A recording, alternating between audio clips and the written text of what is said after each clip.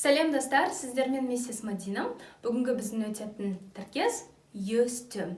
Жалпы used to деген тіркесті біз бұрынғы өзіміздің өткен шақтағы әдетімізді айтқан кезде қолданамыз.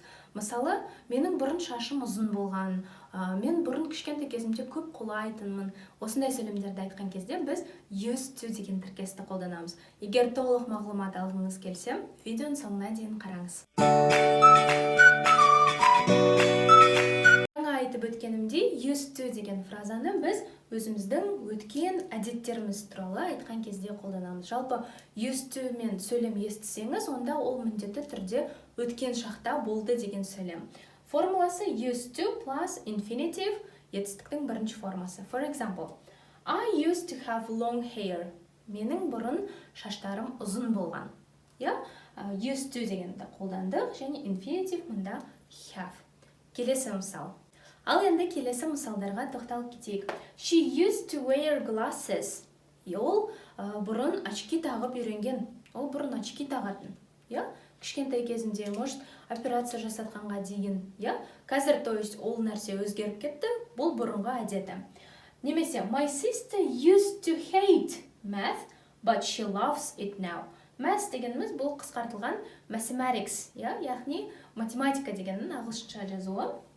Менің әпкем бұрын математиканы жеп көретін, бірақ қазір ол жақсы көреді. Яғни өзгерген әдет. Мұнда біз used to қолдандық, және infinitive wear, және hate. Сонымен қатар used to ол өзін-өзі обслуживать ететін фразалардың бірі. Сондықтан ол did және didn't дәл past simple сияқты жасалынады. Did тұрған жерде ешқашан етістікке ed жалғанбайды.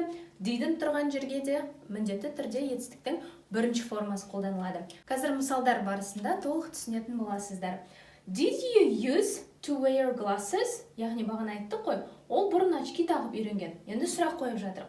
Did you use to wear glasses? Сен бұрын очки тағатын бедің? Мұнда біз used to десек, бұл өте грубая ошибка болады. Did тұрған жерде мұнда уже ed бар ғой, сондықтан біз used to-ге міндетті түрде бірінші форманы ғана қолданамыз, яғни ed жалғамаймыз.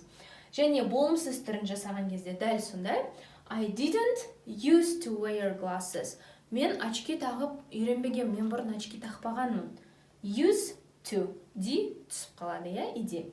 Келесі сөйлем, my sister used to hate math. Осыған сөйлем, яғни сұраулы сөйлем қойып көрейік. Did you used to hate math? Яғни did тұрған жерде ed түсіп қалады. Етістіктің өзінің бірінші формасы келеді. Сен бұрын сонда математиканы жеп көретін бедің? Айтады. I didn't used to hate math. Мен бұрын математиканы жеп көрмейтінмін. Ал егер жеп көретінмін деп айтқыңыз келсе, I used to hate math. Мен бұрын мектепте математиканы жеп көретінмін. Ал енді сөйлемдерге сұрақ қойып, және жауап беріп, болымсыз түрде де, болымды түрде де жауап беріп үйренейік. Did you used to be shy? Сен бұрын ұялшақ болатын бедің? I used to be shy. Мен бұрын өте ұялшақ болатынмын. I didn't used to be shy.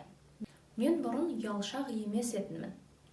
Дәл солай, міне қараңыздар, did тұрған жерде етістіктің бірінші формасы болады. Егер did жоқ болса, болымды сөйлемде онда ed жалғанады, тура past simple, Ал егер болымсыз жасайтын болсақ, онда ed түсіп қалады. Егер past simple туралы мүлдем біліміңіз болмаса, видеоның астындағы сілтемеден өтіп, арнайы түсірілген, өткен шаққа арнайы түсірілген видеоны қарап шықсаңыздар болады. Келесі мысал. Did she used to be an introvert? Интроверт дегеніміз бұл өзімен өзі, ешкімде шаруасы жоқ, пассивный отдыхты жақсы көретін, ұялшақ адамдарды интроверт деп айтамыз. Did she used to be an introvert? Мысалы, бір звезда болып кеткен біреуді білесіз, и біреуге айтасыз, ол сонда бұрын ұялшақ болған ба, ол бұрын сонда интроверт болған ба, деген сияқты. Сөйлемде осындай контекстте қолданылады. Did she used to be an introvert? She used to be an introvert. Ол бұрын интроверт болатын. She didn't used to be an introvert. Жоқ, ол бұрын интроверт емес етін. Яғни used to толық сұраулы болымды, болымсыз түрлерде дәл осылай жасалынады.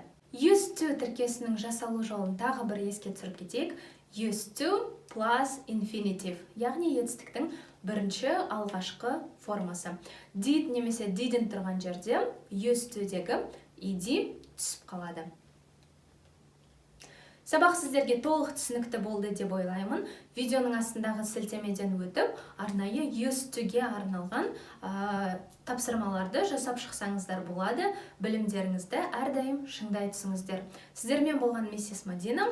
Егер видео ұнаса, каналға тіркеліп, лайк басып, достарыңызбен бөлісіп, қолдауларыңызды сұраймын. Сіздерге үлкен рахмет, және өзіңіз түсінбей жүрген нәрселерді міндетті түрде комментарийге жазып кетіңіздер. Мен міндетті түрде сол тақырыптарға арнап видео түсіруге тырысамын. Сіздермен болған миссис Мадина. Goodbye.